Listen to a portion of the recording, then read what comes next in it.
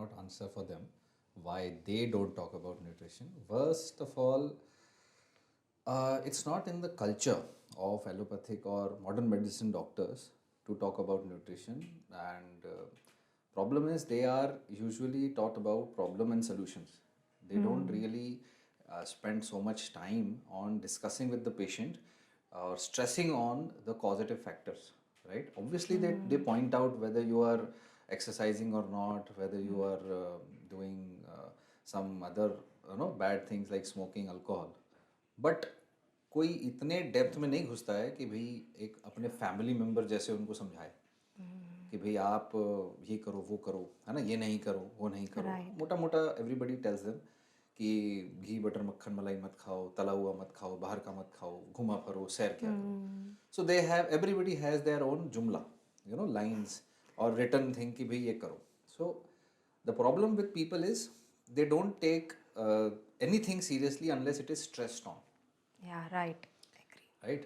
तो example simple है, आप फैमिली मेम्बर की भी बात नहीं सुनते कि भाई बाहर का मत खाओ, मोटे हो रहे हो, एक्सरसाइज करो. So we become resistant to all those talks which people are in general doing unless you give them the importance of it. So that's why stressing on it is more important. Absolutely. Sir, is sugar the only culprit? Because हम हर चीज़ में बोलते हैं कि ज़्यादा चीनी खा रहे हैं कैंसर हो जाएगा, ज़्यादा चीनी से हम बहुत ज़्यादा डायबिटीज़ के रिस्क बढ़ जाते हैं, वेट गेन है तो वाइट शुगर है. हर चीज़ के लिए हम वाइट शुगर को बहुत ज़्यादा कल्प्रिट मानते हैं न्यूट्रिशन में, एंड उसको कम करने के लिए बहुत ज़्यादा स्ट्रेस दिया जाता है.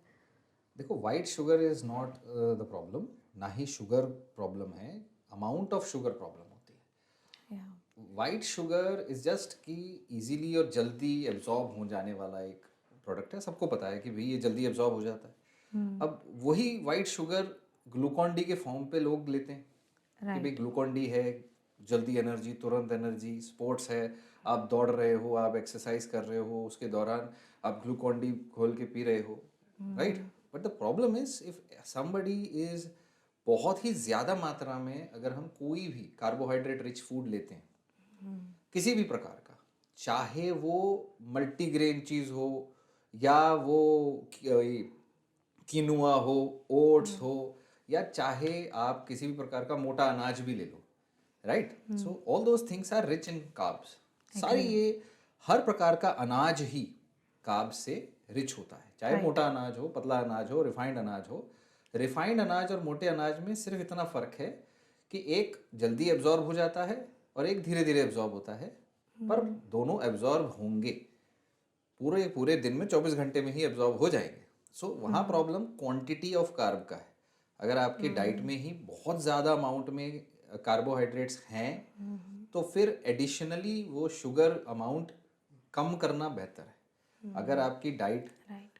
प्रिडोमिनेंटली बैलेंस्ड है, आप कार्ब नहीं लेते हो, कम खाते हो, तो फिर आज चाहे आप थोड़ी सी चीनी ले लो, चाहे आप थोड़ा गुड़ ले लो, चाहे कुछ भी ले लो, उससे फ़र्क नहीं पड़ता.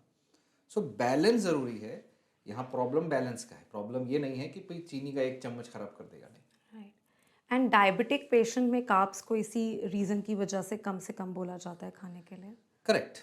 डायबिटिक पेशेंट्स में अगेन इसमें डायबिटीज़ का मतलब है कि इंसुलिन आपकी बॉडी के अंदर अगर टाइप 1 है तो नहीं बन रहा या कम बन रहा है, और टाइप 2 है तो इंसुलिन ज़्यादा बन रहा है लेकिन वो बॉडी आपकी इंसुलिन रेजिस्टेंट है.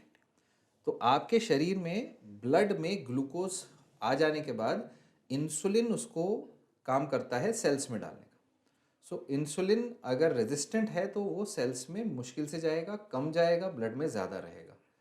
सो या तो आपको ब्लड में डालना ही कम पड़ेगा, या फिर उसे जब वो अंदर जाता है तब उसकी रिक्वायरमेंट अंदर डिमांड बढ़ानी पड़ेगी.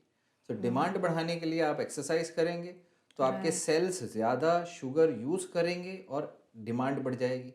एक्सरसाइज से भी डायबिटिक पेशेंट्स की शुगर लेवल कम होती है, इंसुलिन सेंसिटिविटी बढ़ती है.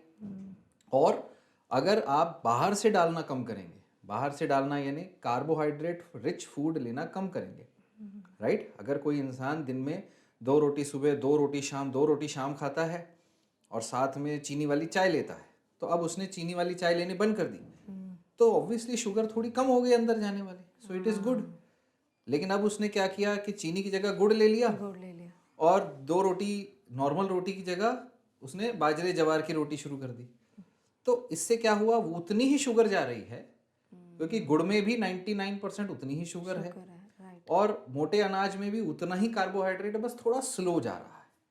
तो अब उसके शरीर पर एक साथ इंसुलिन स्पाइक होने की जगह स्लो स्पाइक हो रहा है, लेकिन एट द एंड पूरे 24 घंटे में लोड उतना ही है। तो बहुत ज़्यादा फर्क नहीं पड़ता। इसीलिए टोटल कार्बोहाइड्रेट इंटेक कम करना ज़रूरी है। आप वो उसको अपने डाइट के हिसाब से, अपने मन के हिसाब से कर सकते हो। आपको जो पसंद है वो भी खाया जा सकता है।